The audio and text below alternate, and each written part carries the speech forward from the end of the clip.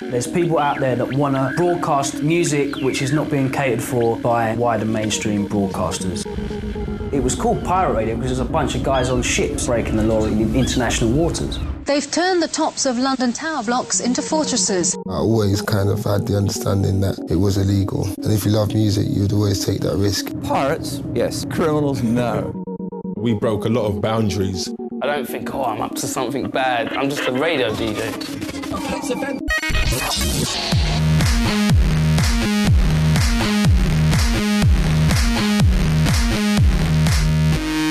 I think the internet has killed pirate radio, and I don't think it can come back from it.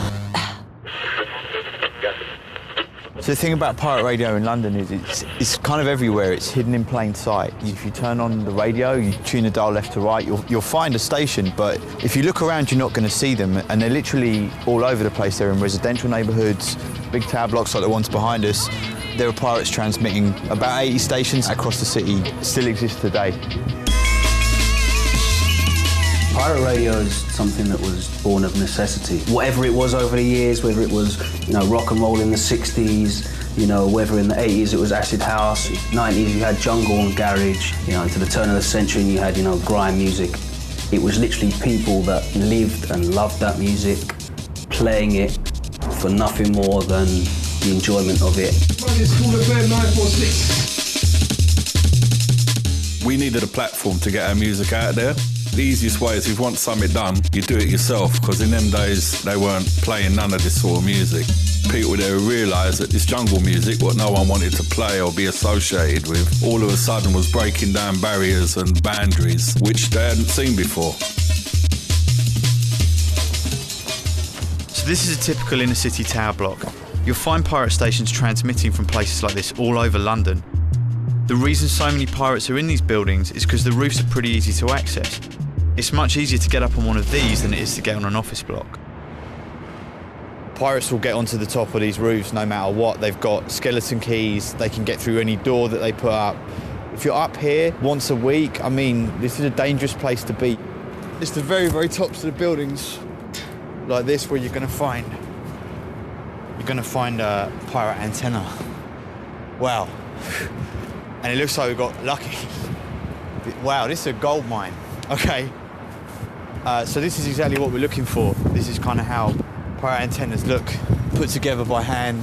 There's two leads coming out of this. One's going to the transmitter, which we spoke to the caretaker about, and he actually thinks it's down in here somewhere, and they can't get it out. And I guess maybe that's the lift shaft or something, but somehow that's going down to an infrared link that's pointing somewhere over this direction. So somewhere out here in sort of 2 mile radius is a pirate radio studio using this antenna to broadcast to this entire area. It's really smart they do it because no one can ever find you. If you're from Ofcom and you come up here and you find this, you can take this down. But look out here. The pirates could be anywhere, literally a needle in a haystack. The way that most pirate stations rig up their studios, they tune a radio in the studio into their own signal. So they're listening to their whole signal on a feedback loop. The reason they do that is because if Ofcom come up here and they cut this wire, then the air's just going to go dead. And it's when you're in the studio and suddenly you hear just static across the speakers, that's when you know that Ofcom have found your antenna and they're somewhere on a roof looking around, trying to figure out where you are. And that's your cue as a DJ in the station to pack up your records and leave as quick as you can.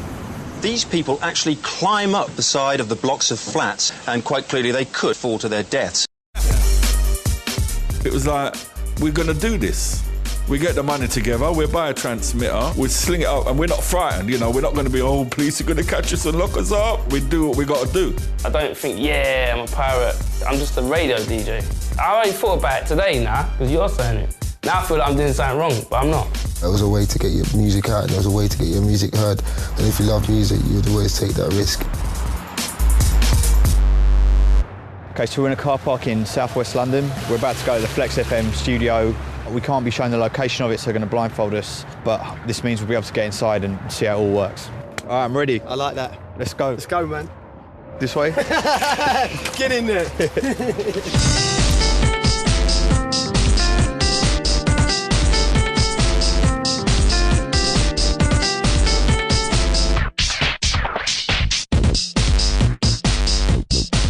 I've got to say, I'm jealous. This is better than any pirate station I ever played on. Like in terms of the sound you got, it's pretty nuts. Like tell us about it. So this is all soundproof.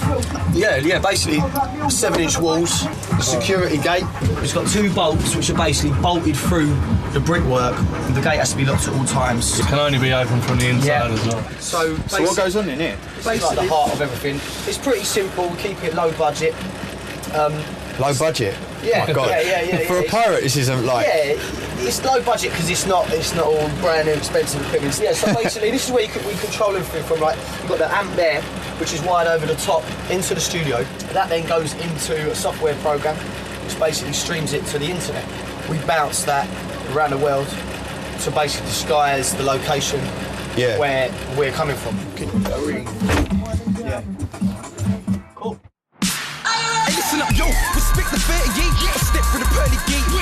Dan is now taking us to where Flex FM transmit from. This is highly illegal. If he's caught, he could go to prison.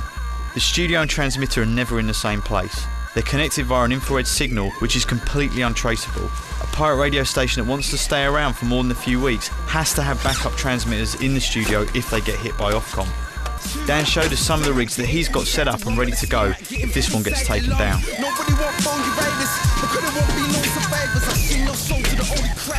So that gets in all the blocks. Good.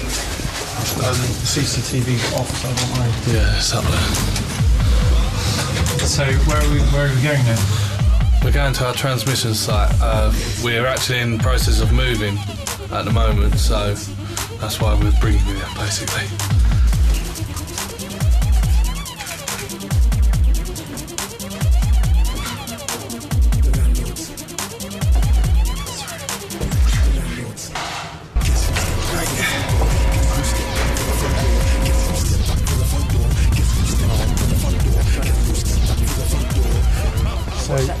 Alright, so let's do it.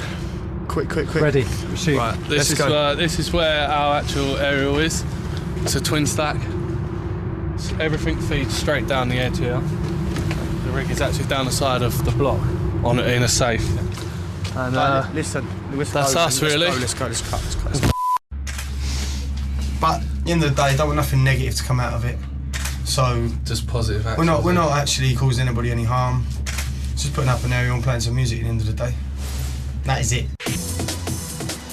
The story of pirate radio starts in the English Channel, on real-life pirate ships and abandoned sea forts that were transformed into radio stations back in the 50s and 60s when commercial radio was illegal in Europe. Pirate DJs took to the seas, broadcasting rock and roll to millions of people in the UK and around the world. We set out to see where the story began. The Mornsel forts were built during World War II and dropped into the ocean.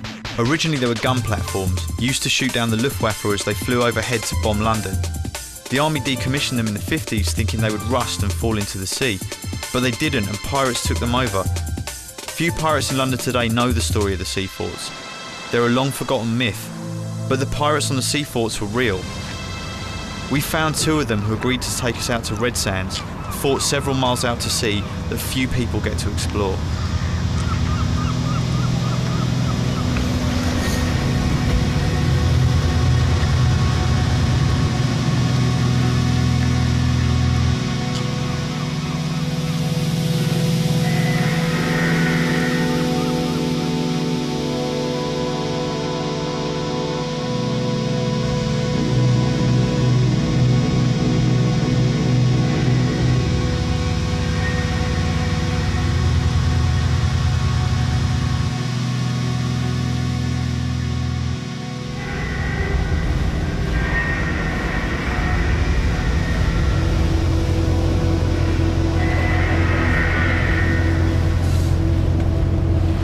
We're the original pirates.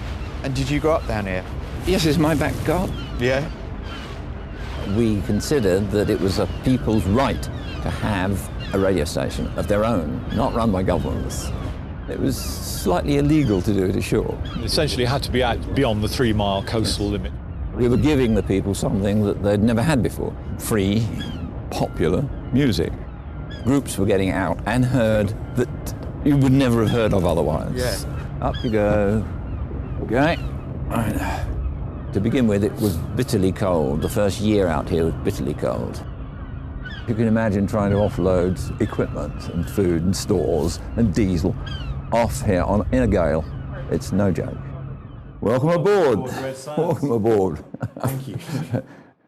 through the door.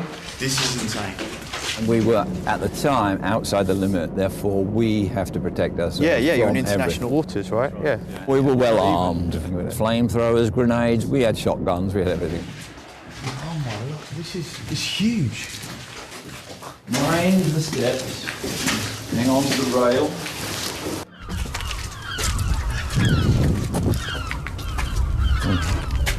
Wow. This is the roof. Gun deck. The signal level from this particular fort was way in advance of the BBC at the time.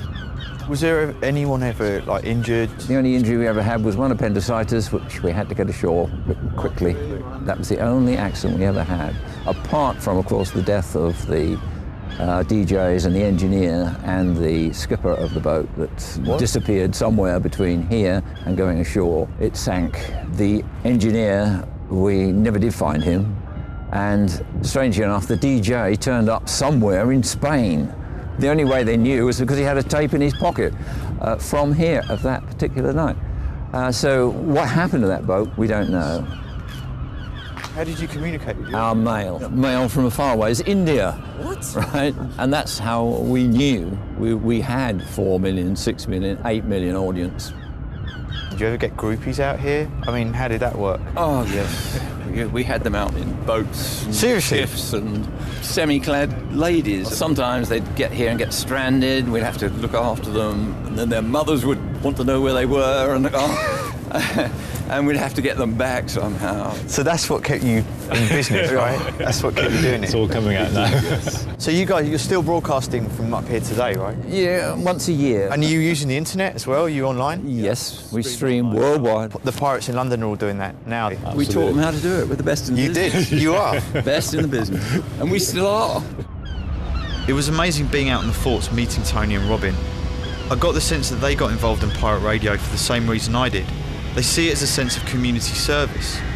The forts are where pirate radio started. Where it went after that was inner city London. But talking to the pirates broadcasting today, it's clear things are changing.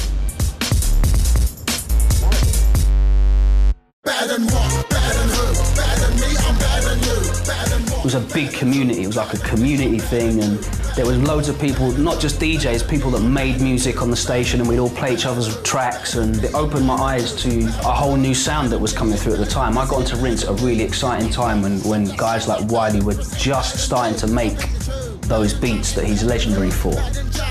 Rinse always know what's popping. Like, you know, all these names like Wiley, Kano, Dizzy, that all come from Rinse, innit? Pirate radio definitely aided my career in this thing. I definitely needed it. If you was on pirate radio station now, you're something. By coming to the radio and being heard, then they get a following, then the big labels want them. They have to have us there. Like, if we stopped playing music, they'd be like, where would they get the new thing from? They wouldn't know where to look. They have turned Rinse FM, the pirate station, into Rinse.fm, the brand. They have events, they have a record label. 16 years on the radio, I think that just deserves a license, don't you think? Better than who? Better than me, I'm better than you. Is there a nostalgia for FM? That's like the root of pirate in a way. I see what you're saying, like all trying to get fuzz and trying to hear the station, but why? I can listen to Rinse on my BlackBerry. I don't need like FM.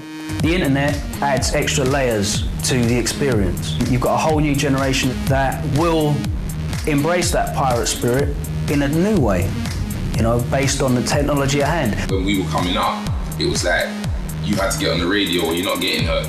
But now, you can literally just you've got MySpace, Facebook. You can upload your stuff, send it out, anyone in the world can hear it. That's what the internet's given us. It's given everyone pirate radio. We move where we got to move. That's it. You know, we'll always be there.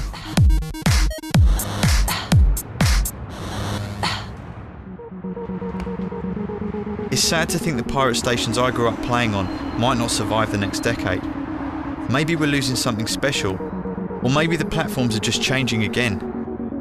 One thing is clear, the spirit of pirate radio lives on. The internet is creating endless opportunities for pirate DJs, artists and music lovers alike.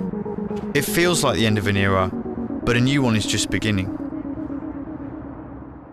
Better than what? Better than who? Better than me, I'm better than you. Better than what? Better than who? Better than me, I'm better than you. Better than what? Better than who? Better than me, I'm better than you. Better than what? Better than who? Better than me, I'm better than you. Better than who? Better than me, ain't better than Dizzy, ain't better than D. Get that what? Stop that, start that. Better than Chris, ain't better than B. I beat the tune. Better than man, ain't better than who?